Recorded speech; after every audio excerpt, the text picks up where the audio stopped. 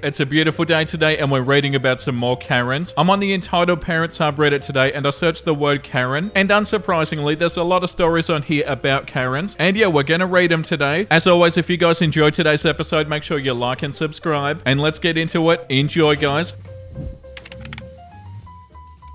A wild Karen got arrested with a felony. Background: I'm a 35-year-old father of 2 boys. I have PTSD due to time overseas, and I have the physical scars to match the mental scars. I have an incredible wife that knows me and knows what situations I should avoid. My children are amazing, but this story revolves around my younger son and my service dog. Jay, my younger son, has autism, and we share a special bond because some of the things that set him off also put my teeth on edge. Spike, my English bulldog, he's my service dog. He's well-trained, lazy, judgmental, and overall uninterested in anything that he can't eat. He's also very in tune to Jay and my emotions and will provide a distraction when we get overwhelmed. Basically, he's like, oh, you're stressed? Here, scratch my butt, you'll feel better and I'll get attention. It's a win-win. My family recently moved to Texas. Because we now live very close to an amusement park, we got memberships. Shout out to the park for being amazing when it comes to special needs. This particular park in Arlington, Texas has a special program for autistic people. They have rooms set aside to chill at if you're overstimulated so you can relax and then go back out, get overstimulated again, and around you go. With Jay, we also don't have to wait in lines. This is a huge thing, and the cause of this story, the park has a pass that lets you skip most of the lines, and they charge an arm and a leg for this. However, with that pass, you still end up in a line with the hundreds of people that also have a pass. Jay gets no lines at all. We get a special pass and we go in through the exit. The worker signs the pass and we go on the ride. Jay has a favorite ride, the log ride. There has been days that we would ride the log ride over and over and then eat. We also have the food pass, which we pay for, and then go back to the log ride. On this day, T, my oldest, and Jay wanted to go on the log ride, so we made our way to the exit and left wife and Spike in the shade because somebody has to stay with him and bulldogs and rides don't mix. As we're going in the exit, a woman started screaming at us. I have absolutely no hearing on my right side, thanks high pressure wave, so didn't consider it worth turning my head to listen. Now, because we ride this ride almost exclusively, the workers on this ride know us by name and sight. Jay even talks to them, which is rare. We go in, show the pass, sit and ride. This time though, Tabitha, I'll call her Tabitha because Karen is overused. The woman that was screaming at us as we were walking through made her way to where the speedy pass ends at the ride, where a red shirt will check her pass and let her go on her way. She didn't even want to ride. She just wanted to yell about us going in through the exit and how we're abusing the system. Now, anybody who looks at Jay can see that he's in a world of his own and wouldn't be surprised if he's literally reading the future or talking to aliens. He's awesome. The red shirt tries to calm her down. T's getting upset because he's a normal 9-year-old and adults yelling is uncool. Jay making his excited sounds and waiting for the log to stop so he can get in. We get in, and as we float away, we still hear Tabitha screaming. The ride ends and we exit. We figured we'd never see Tabitha again, but obviously it didn't go that way. Tabitha appeared like a dark brother after making the sacrifice, Elder Scrolls reference, hooting and screaming. She's screaming that just because Jay is an R word, that doesn't mean that we get extra rights. Oh god. The screaming causes Jay to let out his super screech. Now, anyone that knows autism knows that autistic kids have superpowers. In Jay's case, it's a supersonic ear-shattering high-pitched screech that makes your eyes swim and makes it feel like things in your head are moving that shouldn't. This whole time, Spike was laying on the ground in the froggy position, as bulldogs do, just looking at Tabitha like she's a rabid dog but not worth getting up for. As we're being screamed at, I see 2 officers approaching from behind Tabitha. I smile. My smile must have broke Tabitha because she hauls off and kicks Spike. This flipped my switch because now my family is under attack and I start to react. Before I could make contact, Tabitha is already in the air being carried, half dragged away while being cuffed. Now in front of me is a well-dressed and pissed-looking officer. He tells us he heard the screech and started heading to it because they thought a ride broke or something bad happened. I take the time to unflip that switch and examine Spike. He's limping and crying. I feel his hips and I feel that his hip is dislocated. I jokingly ask the officer to walk away and let me get some. He of course has no humor to this but can also tell I had a career. He asked what happened and we all explain what happened from A to Z. He asked if Spike is the service dog. I say yeah. He smiles. I'm not in a smiling mood but it catches me off guard. He explains that in Texas to intentionally injure a service dog is a felony. By this time, park security arrived and issued a trespass order to Tabitha. The officers ask if I want to press charges. I look at Spike and I look back. Yes, I say. Tabitha and her tiny mouse-like husband start to freak out. As Tabitha is loaded onto a golf cart, we hop on a cart too and we leave to go to the vet. The vet fixed Spike and all is well. We went back the next day with Spike in a stroller. No one batted an eye and everybody loves the bulldog in a stroller. I let people pet him. He's a hoot and the park is an amazing missing place. I've been contacted by the investigating officer and have given depositions. I may have to testify, but I look forward to sitting on the bench with Spike on my lap. Even though we read stuff like this every single day, I still can't believe how awful some people can be. Like, how gross of them to do this. Saying the stuff to your son and also kicking your dog? That's disgusting. I'm so glad he recovered and everything was okay. The next one is called Karen Wants to Rename My Dog. So this one's a bit of an inside joke with my family. For some context, I have a dog named Anya. Well, one day when I was calling her inside, when she was still a young puppy, I said Onion by mistake and she came running. So it's kind of been a running joke in my family that we call her Onion instead of Anya. She responds to both. This happened during Christmas. I was in Petco with my dogs picking out toys for their Christmas and getting some kitty litter. A kid, maybe about 14, came up and he was picking out a toy for his dog. He saw mine and asked if he could pet him. I didn't mind and I let him pet my dogs. He asked their names and I say, oh, the black one is Onion. I just let it slip out of habit. And the black and white one is Pippin. Kid, Onion? That's a weird name for a dog. Me, did I say Onion? Oh no, her name is Anya. When she was a puppy, I called her Onion by mistake. It just became a running joke. Kid, that's really funny. Then we hear the clearing of a throat and Karen appears. She was nice at first and then she asked about my dogs and we just chat for a minute. And then the kid tells her about how I call Anya Onion. Karen, why would you name a dog after a vegetable? That is inappropriate. Me, well, her name is Anya and I call her Onion as a joke. Karen, and what kind of name is Anya? Wouldn't Princess do better? Me, no, Anya is Anya. I have to leave now. Have a good day. Karen, no, name your dog Princess. It's a good dog name. Nah, surely not.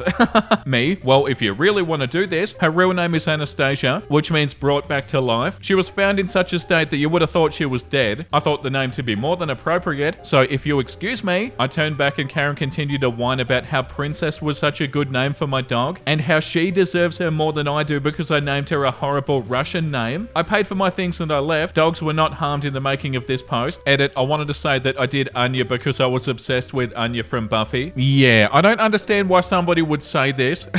Like, what are they doing? Oh yeah, I don't like the name that you've given your dog. For some reason, I feel like I'm in a place to tell you what you should name your dog though. Like, what's wrong with people? Name your dog Princess right now. The next one is called Karen Wants to Make Me Leave My Own Party. Some context here, I was in the army for 5 years and I was near an IED when it exploded. I have scars on my arms and legs. The cast, me, my wife, Karen's husband, Karen and her kid. This took place 2 years ago and we had a semi-big 4th of July party. It was hot out and I had shorts and a tank top on. Some scars were visible but most were fixed with surgery. The main one was on my arm and running from my shoulder to my elbow. A kid asked me why I had it and I just said that I got hurt. He just sort of walked away to his mum and dad. I was standing at the grill like any dad at a party and Karen stormed over and just started yelling that what I told her son traumatized him. I was confused for a minute before she pointed at my arm. Apparently I was an awful person for doing this. The yelling attracted my wife and Karen's husband. The husband was mad at me because I made his wife angry. My wife tried to calm them down with me to no use. Karen yelled that I need to leave my own party because I was big and scary to the kids and she thought that I was threatening to her. I apologized for looking scary, but I also explained that I will not leave my own party, but her family is free to leave. We ended up just asking them to leave after a loud argument. The worst part is that I burnt the burgers. Wow, imagine being at somebody else's house and feeling like you can act like this. Ugh, it's so bad. Like, I know I'm at your party, but I'm gonna get upset. I'm gonna ruin the mood. I'm gonna throw a tantrum in front of everybody while they're all trying to have a good time. It's so bad. Even reading about it is so frustrating, let alone having to deal with somebody like this. I'm sorry that my commentary after the post is pretty short. I just don't know what to say anymore. Karen gets sweet instant karma for messing with a tree that isn't hers. I was not directly involved in this interaction, but it did occur in the same street I belong to, and the tree could be seen from my house as it was less than 100 feet away. So some brief backstory is necessary to understand the direness of Karen's situation. Karen, along with her daughter, owns a house in a street along with 7 other people, including me. The street is somewhat private, although it isn't gated. It shares many resources and services that sets it apart from the rest of the community. Basically, it was originally empty land in the middle of an already existing neighborhood, bought privately by a group who built houses and sold them. For these reasons, this street has an HOA representative, Homeowners Association, and they share things like lawn maintenance and street repair costs. For example, the street splits the cost for repairing stuff like street lights, and the people that mow lawns do the entire street at a time. Karen and her daughter are rarely seen in this small street, and they instead rent their house out to newcomers every few months or so. I've only seen them in person a few times since I moved here. On their most recent return a few days ago, they decided to have the tree out in their front yard trimmed down before the next tenant arrived. Unfortunately, this tree belongs to the street, and she has no jurisdiction tampering with it, and she knows it. She made a half-assed attempt to call the HOA board, and when they didn't reply right away, she took the initiative to cut the tree to her desire. This morning, a group of workers came in a truck and loud power tools to cut several branches off this large tree. The Indian dude, ID, came out first to complain, and later came the old lady, OL. They've both been living here for a long time, and they both understand the rules. The conversation was distant from my house, especially since I chose not to go outside and join the argument, but it went along the lines of the following. ID, hey, you can't cut that tree. Karen, well, it's on my property. ID, actually, it's not. Tell them to stop cutting it. You need to contact the HOA first. Karen, I did, and they didn't respond, so it's not a big deal if I just trim it, okay? OL, any change affects the value of the entire street and every house on it. You have to stop it. Karen, oh my god, it's just a tree. Just give me a break, okay? For those that don't understand, the entire street sort of has a common theme to it, where every house has a similar design, and each having a tree is part of said design. Stripping this mature tree down to a couple of branches completely ruins the look of the street. ID walks up to the workers who are basically already finished. Guys, please stop for now. Karen steps in front of ID. Hey, back off. ID puts his hand on her shoulder to push her away. Karen, stop being aggressive. It goes on for about 30 minutes. The entire time, Karen is being extremely rude, interrupting people and basically whining incessantly. ID, OL, and the other neighbors watching knew that they couldn't do anything without contacting the HOA first. They certainly didn't want to touch her, and they couldn't do anything with the workers because they were hired by Karen. This entire time, her daughter didn't say anything and stood at the doorway of her house. The workers continue with the tree, and in no time it was finished. About an hour passes when ID and OL return with news from HOA. It was true that Karen couldn't touch the tree, and everybody knew that, but what Karen didn't know was that the consequences were extremely straightforward and relentless. When they began to explain to Karen her remaining options, she had a biatchy smirk of victory on her face, but it didn't take long for it to be completely wiped away. HOA policies dictate that she has to completely replace the tree, which means that she needs to hire people to come dig the tree out, pay for a new tree, pay for it to be planted, and pay for the lawn that'll be inevitably torn up as the tree is being replaced. And if she doesn't comply, her house will be put on lien and will be no longer considered an extension of our private street. For those that aren't fluent in real estate terms like me, this means that Karen can't sell, rent, or refinance her property until said conditions are met. Even if she complies right away, her new tenant will be delayed at least a week or more while the tree's being dug up. This is just such a sweet and fitting end to her entitled attitude. In total, she'll be set back thousands of dollars for essentially nothing, except lacking consideration for those around her. I'm not entirely clear on the cost, but I expect it to be at least $10,000. Moral of the story, don't mess around with trees. They have countless lawsuit and HOA strings attached to them. And don't be a biatch to your neighbors. Edit, I reread my post and I decided that I didn't do as good as a job as I wanted to, explaining why the Karen deserves her justice. I forgot to mention that she did flip everybody off and she threatened to call a lawyer. She acted really childish overall and kept repeating the same phrase of something like, "You can't touch me. I did nothing wrong," over and over while interrupting people. Her daughter wasn't too much better, but you can't really blame her for trying to defend her mother a little bit. She probably just didn't understand what her mother really did. Her daughter was like, "Stop shouting, don't get aggressive," etc. Edit number 2. After talking with some of my neighbors, it turns out that Karen was a biatch long before I moved here. A long time ago, there was a rule that you couldn't park your car on your driveway, which most people thought was stupid. I think it's stupid too. The rule was set when the street was built because people wanted it to look nice or something. Apparently, Karen took this rule way too serious, and she kept on giving tickets to the old lady's husband. I mean, come on, what a way to get to know your next door neighbor. Before long, the entire street voted the law out 7-1. Guess who wanted to keep it? Karen also locked the back gate of the street closed and didn't give the key to anybody because she thought she was entitled to control who gets to use the community gate. Too bad I wasn't there at the argument because I could have transcripted more of what they said. Karen kept on trying to change the subject and put the blame on OL for letting her bamboo fall into her backyard. Bruh, old lady was sick that day, so what an a-hole for arguing with a sick old lady. I'd also like to mention the trees. Yeah, trees I realized after looking closer at her yard that she cut were 2 cypress trees and a deciduous tree that grows red seeds in hard pods. I forget the name of them. The cypress trees she cut down were towering and magnificent. She trimmed them down halfway and they'll never regrow because both are at least 20 years old. That's all I can remember to add. Thank you for reading. Yeah, they sound like they'd be hard enough to live next to normally, let alone in a homeowners association. Yeah, I actually can't imagine living next to somebody like this. Surely you'd have to move. Next one is called Karen lets her kids wake everybody up at 2 a.m. So, I've just come back from a coaching trip from the UK to Disneyland Paris. It was a wonderful trip apart from one family who decided they could do whatever they wanted without any consequence. To set the scene, me and my 2 friends have just arrived at the bus stop and are waiting for the coach. In front of us is a family of 4 adults and 3 children. A young girl around the age of 10, a boy also around the age of 10, and a teenage boy. All All three are sat on the floor and are attempting to play a card game. However, the girl is screaming at the top of her lungs, telling the other kids how to play the game. The adults tried to intervene once, got sworn at by the child, and then gave up. Me and my friends exchanged glances before resorting to sending each other memes silently voicing our discontent. Luckily, we were seated at the front of the coach and the family were at the back. We could still hear the girl yelling all the way, but we let it slide because, hey, we're going to Disneyland and they're probably just excited. We went on to have a wonderful couple of days in Disneyland, completely forgetting that this family even existed, until it was time to come home. You see, dear reader, we're broke, so we had to book a coach that left Disney at 8 p.m, arriving back in London at 4:30 a.m. It's a given that you'd want to sleep on the coach. Well, as we waited for our coach to come and collect us, there we were reminded of that child's piercing screams and shrieks while she ran around the car park and in front of cars while the adults once again did nothing. My friends and I exchanged worried glances, but it was only the beginning. Once on the coach, people started pulling out neck pillows and blankets, ready to attempt to sleep, but not that family. They talked loudly about their trip and complained that the coach driver hadn't put the radio on. People were already grumbling, but the family paid them no mind. When we got to Calais, it got even worse. The driver was asking for a volunteer to collect everybody's passports and bring them to the front. One of the adults and the girl's mother volunteered and had to sit at the front with the driver while sorting the passports. Well, the child decided that was an invitation to run up and down the aisle between her parents before loudly demanding that her mother sing happy birthday in Welsh. This was at midnight. Oh God.